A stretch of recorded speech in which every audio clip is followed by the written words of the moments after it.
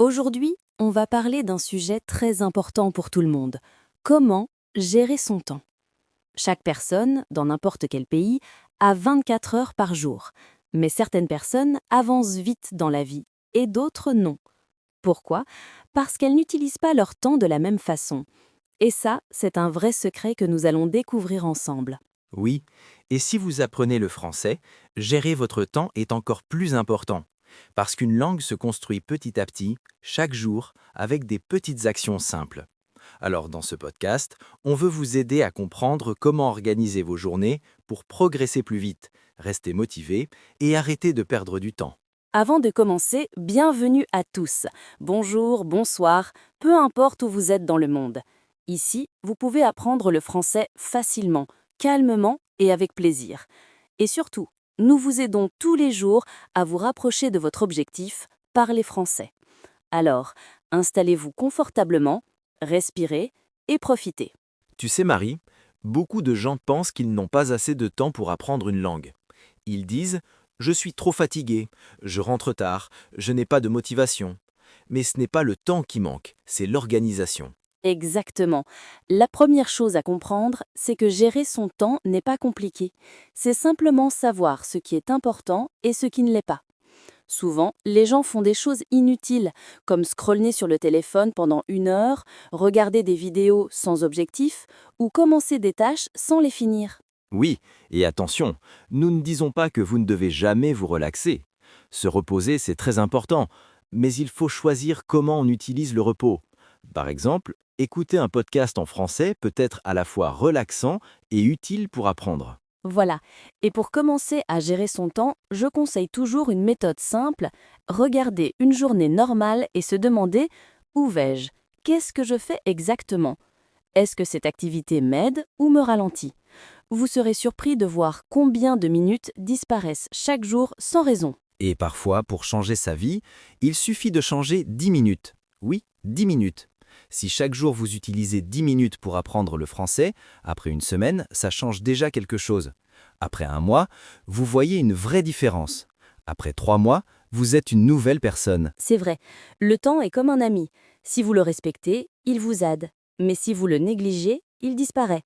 Ce podcast est justement là pour vous motiver à organiser vos journées et avancer plus vite. Alors, prêt? On continue ensemble pour découvrir des techniques simples, des exemples pratiques et des phrases utiles en français pour parler de votre journée et de votre temps. Pour gérer son temps, il faut d'abord organiser sa journée. Beaucoup de gens se réveillent, prennent leur téléphone, regardent les messages, les réseaux, et le temps disparaît déjà. Alors Lucas, est-ce que toi aussi, tu as déjà perdu une matinée comme ça? Oui, plusieurs fois. Tu te réveilles, tu veux regarder juste une notification et soudain, 30 minutes ont disparu. C'est incroyable, mais depuis que je fais un petit planning le soir, ma journée change complètement. Ça, c'est une excellente astuce. Préparer sa journée la veille. Pas besoin d'un grand tableau ou d'un carnet spécial, juste une petite liste. 3 choses importantes que tu veux absolument faire demain. Pas 10, pas 20, seulement 3. Oui, parce que 3 objectifs, c'est facile à faire. Et quand tu les termines, tu te sens fier, motivé, prêt à continuer. Alors qu'une liste trop longue te décourage et te fait perdre du temps. Et pour les apprenants de français, une de ces 3 choses peut être écouter 10 minutes de français, apprendre 5 nouveaux mots, regarder une petite vidéo en français. Des actions simples, courtes, mais efficaces. J'aime aussi une autre méthode, diviser la journée en 3 moments. Le matin, l'après-midi et le soir. Par exemple, le matin, je mets les tâches importantes, l'après-midi, les choses légères, et le soir, les activités relaxantes. Oui, comme écouter notre podcast tranquillement avant de dormir. C'est doux, simple et ton cerveau enregistre naturellement les phrases. C'est idéal pour les débutants. Et tu sais ce que j'ai remarqué? Quand une journée est organisée, tu te sens plus calme. Tu penses moins, tu stresses moins, et tu fais plus. Parce que tu sais exactement ce que tu dois faire. Absolument. Et il y a une phrase que j'adore. Si tu ne planifies pas ta journée, quelqu'un d'autre le fera pour toi. C'est tellement vrai. Si tu ne décides pas, ton téléphone décide, les autres décident, les imprévus décident. Et toi, tu perds le contrôle de ton temps. En plus, organiser sa journée ne veut pas dire tout remplir. Beaucoup de gens pensent que gérer son temps signifie travailler non-stop. Pas du tout. C'est au contraire choisir ce qui compte vraiment et supprimer ce qui ne sert à rien. Oui, par exemple, certaines personnes regardent la météo pendant 20 minutes. Pourquoi? Tu peux le faire en 30 secondes. Pareil pour choisir un film. Parfois, tu passes plus de temps à chercher qu'à regarder. C'est tellement vrai. Et si on remplaçait juste 5 minutes inutiles par 5 minutes de français? Imagine les progrès après un mois. Organiser sa journée, c'est un super pouvoir. Même avec des petits pas, tu changes déjà ta vie. Tu te sens plus léger, plus efficace, plus motivé. Et surtout, tu reprends le contrôle. Quand tu contrôles ta journée, tu contrôles ta vie. Maintenant, parlons d'un problème que tout le monde connaît, les distractions. Ce sont ces petites choses qui prennent ton attention et pouf, tu as perdu 20 minutes sans t'en rendre compte. Oh oui, les distractions sont partout. Le téléphone, les notifications, les vidéos, les messages, les jeux. Même un bruit dans la rue peut te faire arrêter ce que tu fais. Et le pire, c'est que souvent, on ne remarque même pas qu'on perd du temps. Par exemple, tu travailles ou tu apprends le français, ton téléphone fait « ding », tu veux juste regarder une seconde et finalement, tu passes 15 minutes à scroller. C'est vrai. J'ai vu une étude qui dit que, après une distraction, ton cerveau met presque 20 minutes pour se reconcentrer complètement. C'est énorme. C'est pour ça que gérer son temps, c'est aussi gérer ses distractions. Et pour les apprenants de français, c'est essentiel. Parce qu'une langue demande de la concentration, même si c'est seulement 10 minutes. Tu sais ce que je fais, moi? Quand j'apprends une langue, je mets mon téléphone en mode avion. Comme ça, plus de messages, plus de notifications, je suis tranquille. Moi, j'utilise une autre technique. Je place mon téléphone dans une autre pièce, hors de ma vue. Si je ne le vois pas, je n'y pense pas. C'est très efficace. Une autre distraction fréquente, c'est le multitâche, faire plusieurs choses en même temps. Beaucoup de gens pensent que c'est bien, mais en réalité, tu fais tout lentement et mal. Exactement. Le cerveau humain n'est pas fait pour faire deux choses complexes en même temps. Parler en français tout en regardant une télévision et en lisant un message, impossible. Donc un bon conseil, une seule tâche à la fois. Quand tu écoutes notre podcast, concentre-toi seulement sur les phrases, les mots, la prononciation. Et si jamais ton esprit part ailleurs, parce que ça arrive à tout le monde, ramène-le doucement. Pas besoin de se fâcher. Dis simplement « je reviens à mon apprentissage ». Oui, être gentil avec soi-même, c'est aussi une partie de la gestion du temps. Si tu te critiques tout le temps, tu perds encore plus de motivation. Et souvent, la distraction vient de l'ennui. Les gens s'ennuient rapidement. Alors, un petit secret, rends ton apprentissage amusant. Écoute un podcast, regarde une vidéo marrante en français, apprends avec une histoire courte. Oui, plus c'est agréable, moins tu te perds dans les distractions. Et tu progresses naturellement, sans effort. Les distractions ne disparaissent jamais complètement.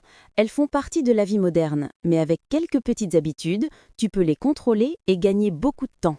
Chaque minute récupérée, c'est 1 minute pour toi. 1 minute pour avancer, 1 minute pour devenir la version de toi-même que tu veux vraiment être. Maintenant que nous avons parlé des distractions, passons à quelque chose de très puissant. Les petites habitudes. Ce sont de petites actions que tu fais chaque jour, presque sans y penser, mais qui transforment complètement ta vie. Exactement. Beaucoup de gens pensent qu'ils doivent changer tout d'un coup. Se lever à 5 heures, lire un livre par jour, étudier 2 heures. Mais non, le vrai changement commence avec des petites choses, faciles à faire. Par exemple, écouter 5 minutes de français le matin en préparant ton café. C'est simple, ça ne demande pas d'effort, et pourtant ton cerveau se réveille avec la langue. Oui, et si tu fais ça tous les jours, même si c'est court, ton français devient plus naturel. Tu commences à reconnaître les sons, les expressions, le rythme. C'est magique. J'aime aussi l'habitude d'écrire une phrase par jour en français. Pas un texte, pas un paragraphe, juste une phrase. Aujourd'hui, il fait beau. Je suis fatigué. J'ai mangé un croissant. C'est rapide, mais ton cerveau apprend à former des phrases. Une autre petite habitude, c'est de répéter à voix haute. Beaucoup d'apprenants écoutent, mais ne parlent jamais. Pourtant, parler active une autre partie du cerveau. Alors quand tu écoutes notre podcast, répète quelques mots après nous. Oui, même si c'est juste « bonjour »,« d'accord »,« très bien ». L'important, c'est de bouger la bouche, de faire travailler la prononciation. Il y a aussi une habitude que j'adore. Mettre une petite étiquette dans la maison. Par exemple, écrire porte, fenêtre, table, chaise. Comme ça, tu vois le mot tous les jours et tu le mémorises naturellement. Pour l'organisation du temps, une petite habitude géniale, c'est de commencer chaque journée avec 1 minute de respiration. Juste 1 minute. Tu inspires, tu expires, tu calmes ton esprit. Et ton cerveau devient plus clair, plus concentré. Oui, parce que la gestion du temps, ce n'est pas seulement une question d'horaire, c'est aussi une question d'énergie. Si tu es stressé, fatigué, ton temps devient moins efficace. Tu fais moins de choses et plus lentement. C'est vrai. Alors une autre habitude simple, boire un grand verre d'eau dès le matin.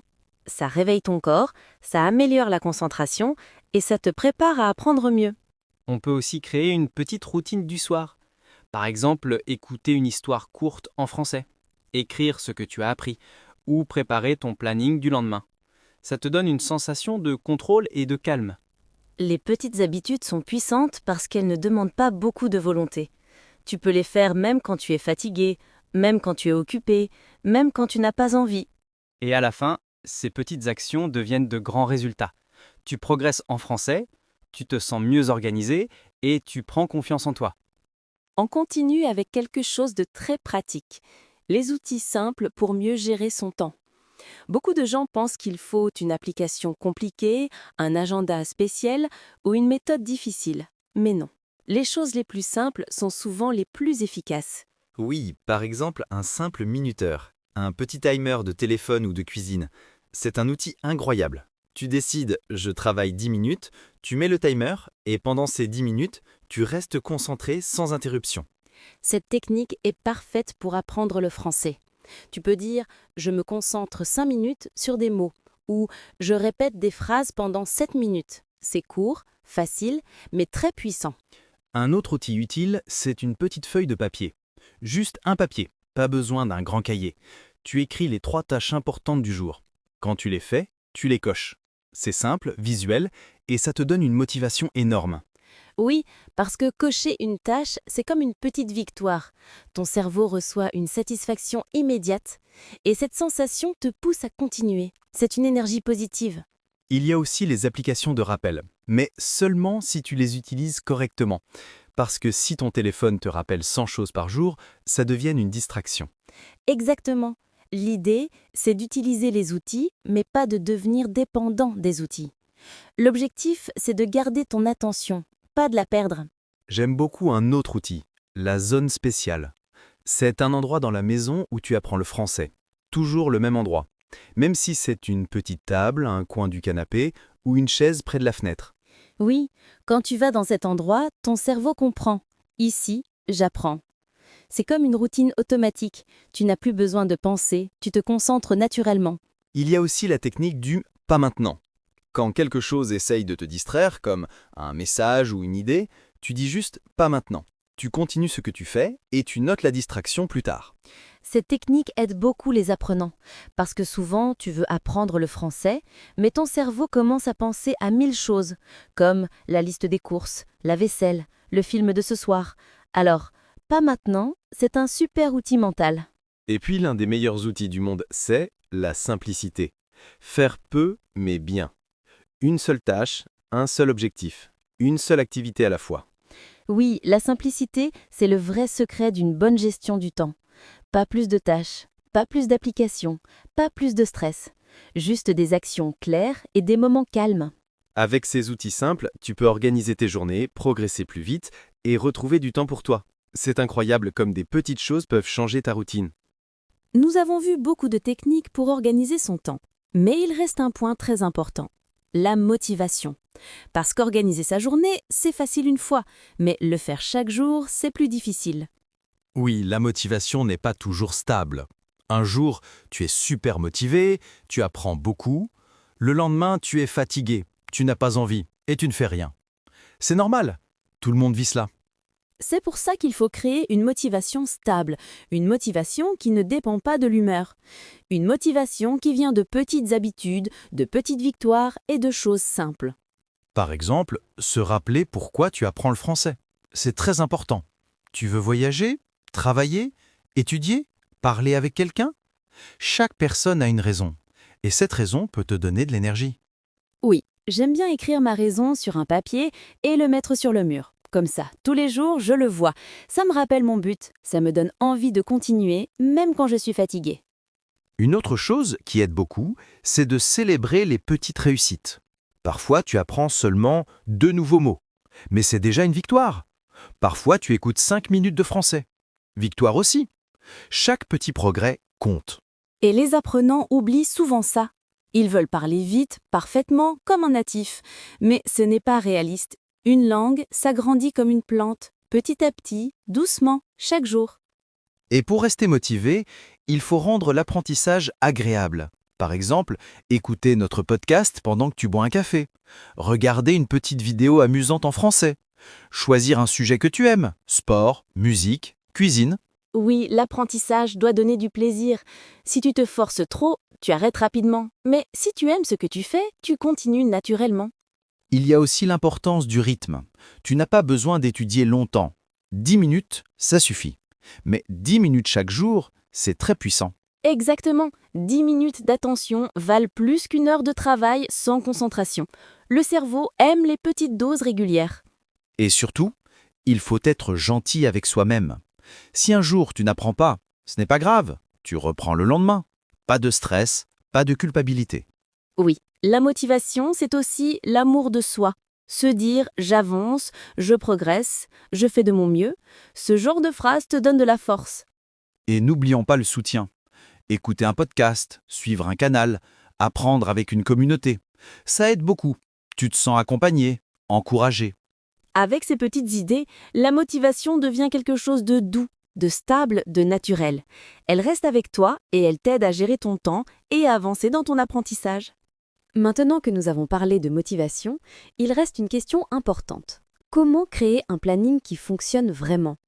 Beaucoup de personnes écrivent de plannings beaux et longs, mais elles ne les suivent jamais. C'est vrai, un planning parfait ne sert à rien si tu ne le fais pas. Alors il faut créer un planning réaliste, un planning qui correspond à ta vie, à ton énergie et à ton niveau. Par exemple, si tu travailles toute la journée, il est impossible d'étudier 1 heure le soir. Tu vas être fatigué. Mais 5 ou 10 minutes, oui, ça marche. Il faut adapter ton planning à toi, pas à quelqu'un d'autre. Oui, beaucoup de gens copient les plannings des autres. Ils voient un influenceur qui se lève à 5 heures ou un étudiant qui étudie 3 heures par jour et ils pensent qu'ils doivent faire pareil. Non, tu dois créer ton propre rythme. Un bon planning commence avec 3 parties. Le matin, l'après-midi et le soir. Tu écris une petite action pour chaque moment. Par exemple, matin, écouter un podcast. Après-midi, apprendre 3 mots. Soir, relire mes notes. C'est simple, clair et facile à faire. Et si un jour tu ne peux pas tout faire, c'est pas grave. Tu gardes le planning léger pour ne pas te sentir stressé. Un autre secret, mettre ton apprentissage au bon moment. Par exemple, certaines personnes apprennent mieux le matin, d'autres préfèrent le soir. Trouve ton moment naturel, celui où ton cerveau est plus calme. Oui, moi par exemple, je préfère apprendre le soir, c'est tranquille. Je mets mes écouteurs, j'écoute un podcast et je me sens bien. Je retiens beaucoup plus qu'en plein milieu de la journée. Et pour rendre ton planning encore plus efficace, utilise une petite méthode que j'aime beaucoup, la règle des 5 minutes. Tu dis simplement « je le fais pendant 5 minutes, seulement 5 ». Et souvent, après 5 minutes, tu continues naturellement, parce que le plus difficile, c'est de commencer. Une fois que tu as commencé, ton cerveau entre dans le rythme. Oui, c'est comme ouvrir une porte. Au début c'est dur, puis tout devient facile. Cette règle aide énormément les apprenants qui manquent de motivation ou d'énergie. Il faut aussi éviter la surcharge. Trop de tâches tuent la motivation. Si tu écris un planning avec 10 objectifs, ton cerveau dit « impossible » et tu ne fais rien. Alors que si tu écris 3 choses simples, ton cerveau dit « oui, je peux le faire ». Et il le fait.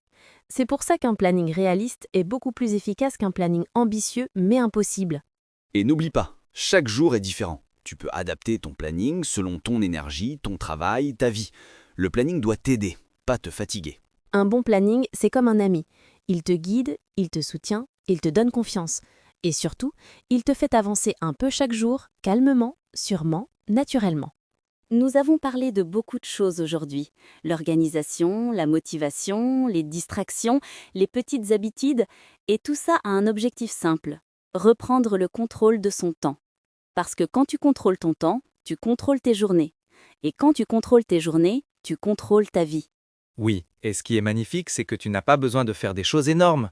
Tu n'as pas besoin de changer toute ta vie d'un coup. Tu as seulement besoin de petites actions, régulières, constantes. C'est ça qui crée un vrai changement. Et pour les apprenants de français, c'est la même chose. Tu n'as pas besoin d'étudier 3 heures par jour. Tu n'as pas besoin d'être parfait. Tu as seulement besoin de faire un peu chaque jour. Écouter, répéter, lire, pratiquer. Quelques minutes, mais chaque jour. Oui, la régularité, c'est le secret de toutes les personnes qui réussissent. Pas la perfection, pas la vitesse, la régularité. Une petite graine plantée chaque jour devient un arbre magnifique. J'aime cette image et j'aime aussi rappeler que gérer son temps, ce n'est pas devenir un robot, ce n'est pas remplir sa journée de 1000 choses. C'est au contraire choisir ce qui est important, respirer, avancer doucement. Et tu sais, Marie, beaucoup de gens pensent qu'ils n'y arriveront jamais. Ils se disent « Je suis trop occupé, je suis trop fatigué, je manque de discipline ». Mais ce n'est pas vrai. La discipline vient avec les petites victoires. Le courage vient avec les petits progrès. Oui, et surtout, chaque personne qui écoute ce podcast peut réussir. Chacun peut organiser son temps, chacun peut créer des habitudes, chacun peut progresser en français. Il suffit de commencer, juste commencer. Si tu fais une petite action aujourd'hui, tu es déjà en avance par rapport à hier. Et si tu fais une petite action demain, tu es encore plus avancé. C'est comme monter un escalier, marche après marche. Et pour rendre ce chemin encore plus beau, tu peux partager ton expérience avec les autres, parler de tes progrès, de tes difficultés, de tes astuces. Ça donne de la motivation et de l'inspiration à tout le monde. D'ailleurs, ça nous ferait très plaisir de lire vos expériences. Écrivez dans les commentaires. Comment gérez-vous votre temps? Qu'est-ce qui vous aide le plus? Quelles petites habitudes voulez-vous commencer? Oui, dites-nous tout. On adore vous lire et ça aide aussi les autres apprenants. Ensemble, on crée une vraie communauté positive et motivée. Et si ce podcast vous a aidé, n'oubliez pas de mettre un petit commentaire. Ça peut sembler simple, mais ça nous aide énormément à continuer, à créer du contenu et à vous accompagner chaque jour. Merci d'être avec nous, merci de progresser avec nous et merci de faire partie de cette aventure.